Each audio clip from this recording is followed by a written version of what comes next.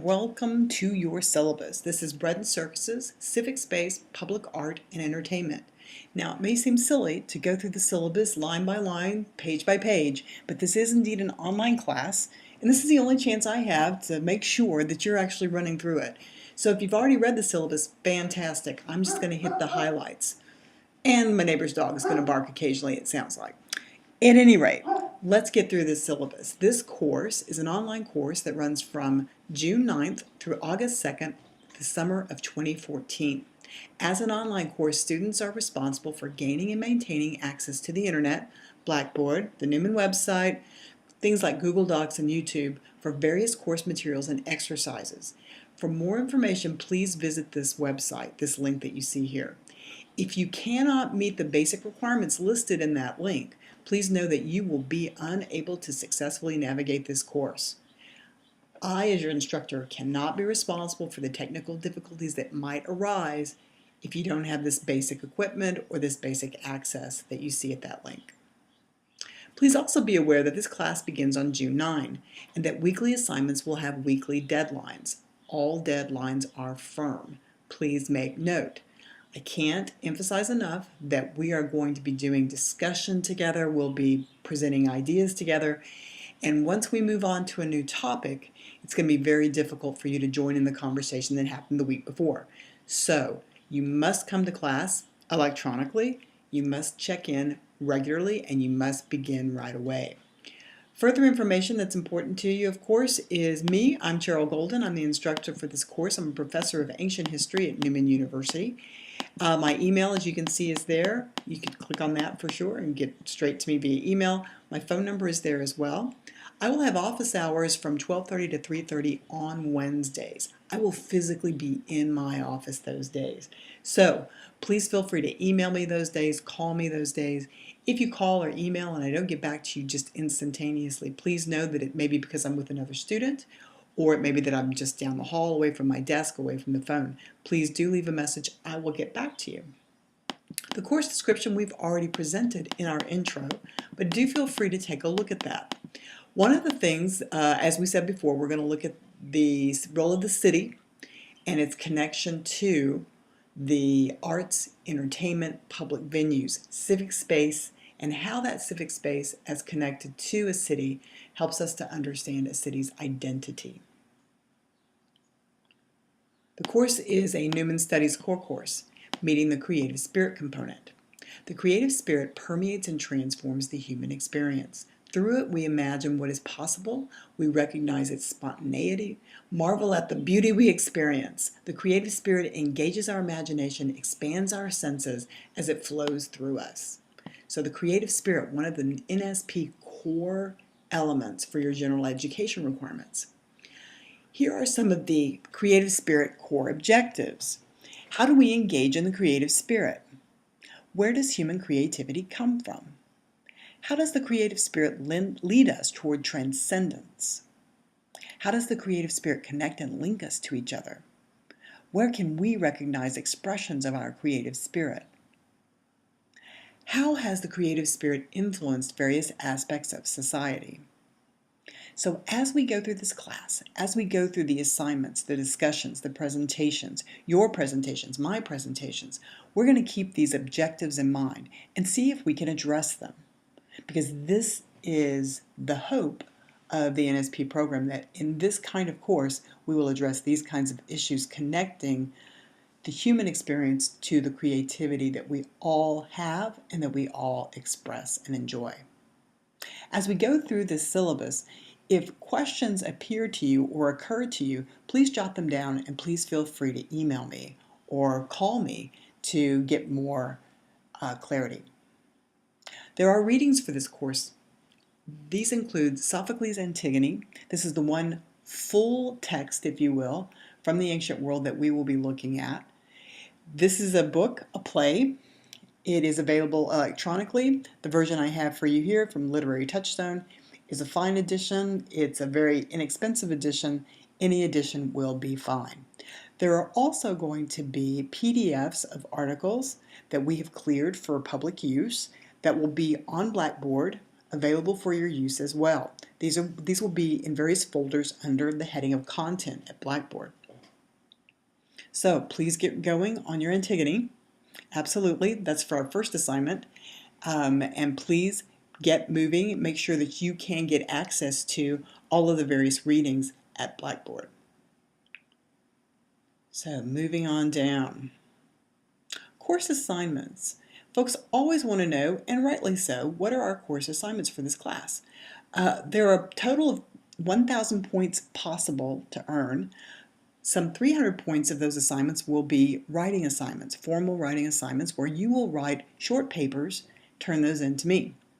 There's one assignment where I want you to get out in your community, wherever that community may be. Many of you are in the Wichita area, many of you are outside the Wichita area because this is a summer class and you are where you might live when you're not at school. Please get out and about and view a venue, experience an art presentation in your community. We also have a project on creolization and graffiti. Creolizing is a term used by one of your authors who writes a piece on the graffiti movement, can we call it, in New York City in the 1980s.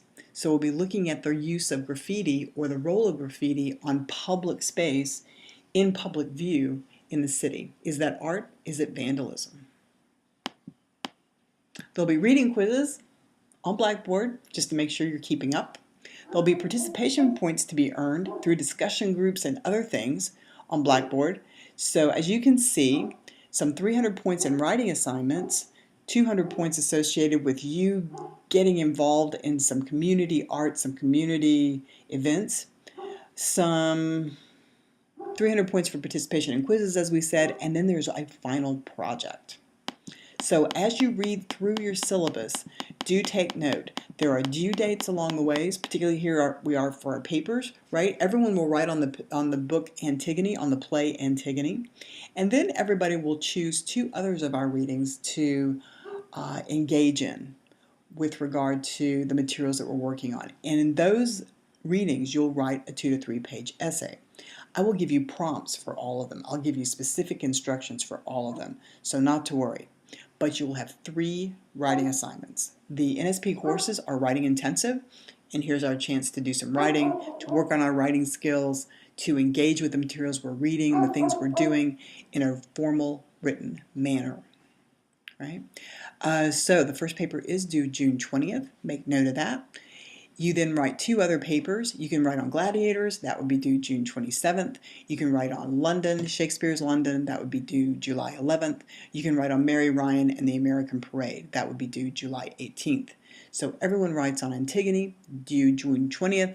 Then you get to choose the 2 other projects you want to do. Please write what your interests are, but also please make note of the dates. The dates are firm. This is a fast class, we've got to do it that way. Here's a little more information about the Out and About project. I'll give you another prompt, but just to let you know that I'm going to want you to get out, see something in your community. I've suggested places like the Veterans Memorials on the river in Wichita, the Keeper of the Plains, Exploration Place. You may be in Paris, you may be in Omaha, and there are places that you want to go there to show us. So one of the things I want you to do in that regard is to present your experience in a creative manner. You can write a reflection, you can do a poem, a musical piece, you can put together a PowerPoint, a Prezi, I don't care, anything you want to do. The only requirement in this and most of our presentations is that you find a way to address one of those goals for the creative spirit that we have above. Moving a little fast there. The next project, if I can get back up to our creolization project, is the one on graffiti. This one asks that you get out and about in your community and look for, what would we say it, non-official expressions of art. Things like graffiti, wall murals that maybe businesses put up that everyone drives by and sees, maybe even advertisement. All of these things, Ivor Miller in his creolization, it's creolizing for survival in the city is the name of his article. He addresses a lot of these different images that people see in cities. You are to find 3 of them. You're to write a little paragraph on each one and then get that to us at Blackboard. If you can get the images to us, fantastic. That would be even better, but it's not required. So that's what we're looking for. The other thing you're going to do is please address another one of those goals in the creative spirit category, one that you did not address in your out and about presentation. Again, I'll put prompts at Blackboard for each of these assignments. The final project. The final project for this class asks you to bring together everything you've been working on. I want you to explore a current example of city-supported arts and entertainment that helps to define the city it's in, right? So, more information coming on that, but that's the parameter. I want you to find an example of a city-supported arts and entertainment that helps to define the community it's in. Very important delineator there. This can range from an art installation in a museum, a public park, a professional baseball team. Consider concerts, public gardens, bike paths, museums, performances. Do some research. Attend the event or the venue if at all possible. Any city will do. I say any city in the U.S., but any city will do. You may use your out and about project or your creolizing project for inspiration. Identify 3 of the goals for the creative spirit listed above you hope to connect in your project. So, you can indeed find inspiration from the other projects you've done, but this should be new work. It shouldn't just be regurgitation. It shouldn't just be cut and paste from your own work. No, I want you to really revise it and think about how you're using it. And this time, as we said before, three goals from the Newman Studies program, 3 goals from the creative spirit that we're going to put together and you're going to highlight. This project is going to be multi-parts. So the first thing I'm going to have you do is do your exploration. This is worth 20% or 40 points on your final grade. Identify an issue that helps to understand the identity of the city, the nature of the community, and then identify the 3 goals you'll use, right? Next, part 2, follow the money. Do some research. How does local government, maybe it's the city, maybe it's the county, how do they use tax dollars to support the event or the venue you attended? 15% on that one. Then write a 2 to 3 page process paper that demonstrates the following. Put into writing now, what's the inspiration for your work? What 3 goals of the course are you going to connect? And how how your project reflects those goals. Now, how about some of the course readings, the discussions, the activities? How are these influencing or supporting your work? Look for it. You can find it. Finally, the choices you made in presenting your project. How will you present your final understanding? So, a process paper. What's the inspiration for your work? What are the 3 goals you are going to connect to your project? And how are you hoping this project is going to reflect those goals? That's the analysis part. And then what course readings did Antigone inspire you? In some fashion, did the Gladiator Games inspire you? Did Shakespeare's London? Did the graffiti article inspire you? If so, how? And then what are the choices you're making in the final presentation of your project? This is part 4, a reflection. This can be, again, a formal paper, a PowerPoint presentation, a poem, a drawing, a song, a video. This is only limited by your own creativity. So now you engage in the creative process. Finally, you're going to share the results at Blackboard with your colleagues in some fashion. Again, whatever your final presentation is. If it's a work of art, please take a photo of it from multiple perspectives and get that to us. All right, so envisioning the project, exploring the project, 20% of your grade. Doing a little research on the money behind it, that's 15%. Writing a 3-page process paper, another 30%. Creating the project itself, again, another 30%. And then finally sharing it, 5%. All of your assignments, I'll put prompts at Blackboard to give you a little more information and a little more guidance. But this is all to tell you that these are the assignments for this class. As we already said, there will be reading quizzes and participation points to be earned through discussion boards. Again, look for these at Blackboard. They will be put up very shortly, if not there already. And to complete the grades for this course, to figure out what your grade is, I'll be keeping a grade book at Blackboard, and you can see your points go up as the weeks go by, right? So if you earn 900 to 1,000, you've got an A, 800 to 899, that's a B, 700 to 799 a C, and so forth and so on. Plagiarism. Let's please don't do it. Before we get to plagiarism, again, let me just stop and pause, get you to think. Do you have any questions so far about the assignments for this class? 3 papers, 2 projects where I want you to get out into your community and look for examples of some of the things we're talking about. A final project where you pull a lot of things together, right, on a common theme. And then participation points that are essentially related to quizzes and discussion boards. So if you have any questions, please jot them down, email me, phone me. We'll see if we can clear those up. Plagiarism.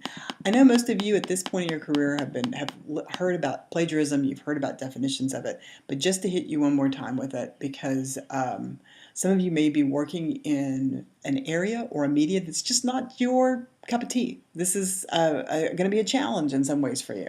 So please don't give in to the temptation to go a quick way, to just cut and paste from a source and present it as your own. Plagiarism is the act of taking another's words or ideas without giving due attribution and presenting those words as your own. Even stuff from the internet, as I say. If your work will be enhanced by quoting from a source other than class lecture and discussion, you must cite your source. If you use 5 or more words directly from a source, you must place those words in quotation marks and identify that source in a footnote, endnote, or in parenthetic reference, right? You need a bibliographic citation as well.